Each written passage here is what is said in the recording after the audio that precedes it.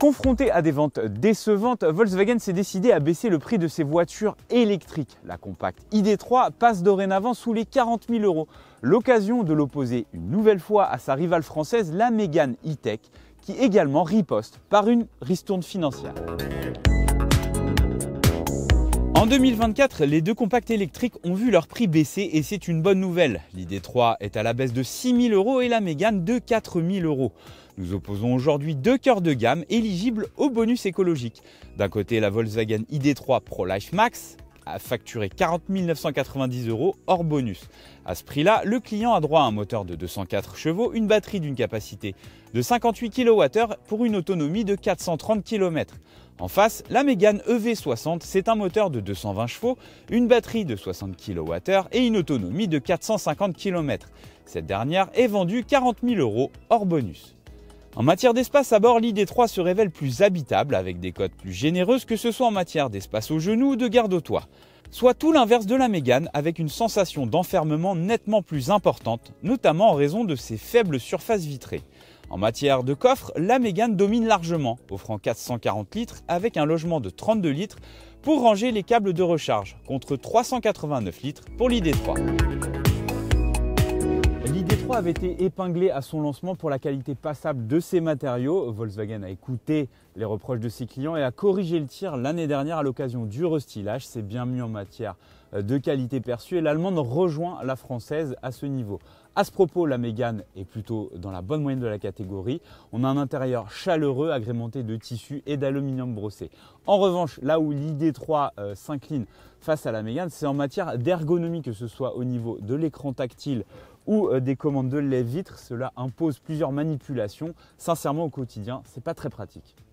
Le système multimédia de l'ID.3 a été amélioré. Il est plus grand, plus performant et encore mieux connecté. Il n'atteint toutefois pas, selon nous, celui de la Mégane, bien pensé et très réactif.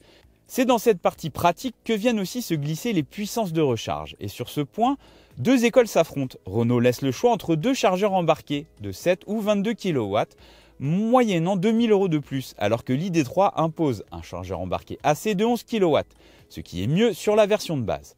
En courant continu, les deux font quasiment jeu égal avec une puissance maximum de 130 kW chez Renault et 120 chez Volkswagen. Grâce au restylage, l'ID.3 revient dans la compétition, notamment en matière d'aspect pratique où elle corrige ses nombreux défauts. Au décompte des points sur la partie pratique, c'est un match nul. À peine 1 000 € séparent nos concurrentes. Du côté des consommations homologuées en cycle mixte, l'ID.3 prend l'avantage avec une moyenne de 15,5 kWh au 100 km contre 16,1 pour la Mégane E-Tech. En contrepartie, la Mégane jouit d'une meilleure cote sur le marché de l'occasion. Enfin, les deux compacts se renvoient la balle au centre concernant la durée de garantie, similaire de 2 ans, kilométrage illimité. Malgré le minuscule écart financier, la Mégane prend l'avantage sur la partie budget. Question équipement, l'ID.3, auparavant distancé, resserre l'écart. Cette finition ProLife Max fait le plein d'équipements dont certains sont non disponibles chez Renault, comme les projecteurs Matrix LED ou encore la fonction Car2X, qui permet de se connecter à d'autres véhicules équipés du même système ou aux infrastructures afin de prévenir les accidents.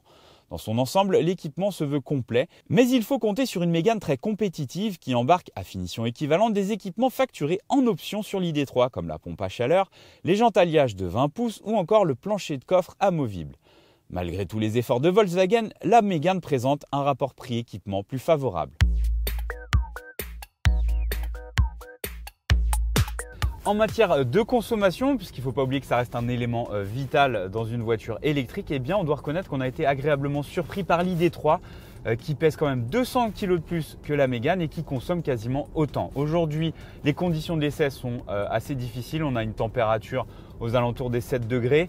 On n'a pas pratiqué l'éco-conduite et on n'a pas engagé le mode B ou le système de régénération. On a conduit vraiment normalement et on a consommé 16,8 kWh au 100 km au volant de l'ID.3 contre 17,2 pour la Mégane sur le même parcours avec le même conducteur. Donc au final, on se rapproche des valeurs d'homologation et c'est plutôt un bon score dans les deux cas. Les deux modèles font appel à une architecture totalement opposée. La Mégane est une traction avec un moteur à l'avant, alors que l'ID.3 est une propulsion avec un moteur placé à l'arrière. Plus légère de 200 kg, la Mégane décroche un meilleur temps au chrono et délivre un comportement routier plus homogène.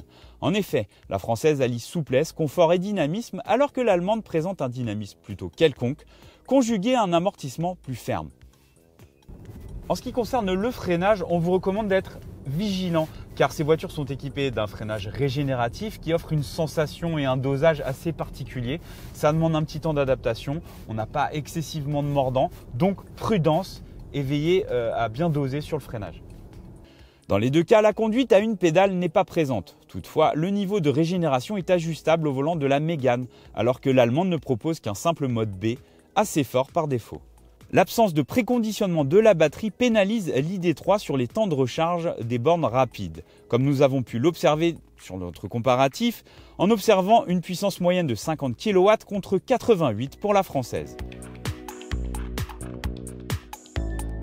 La première chose à signaler à l'issue de ce comparatif, c'est la baisse des prix de ces voitures électriques et c'est une bonne chose, personne ne va s'en plaindre.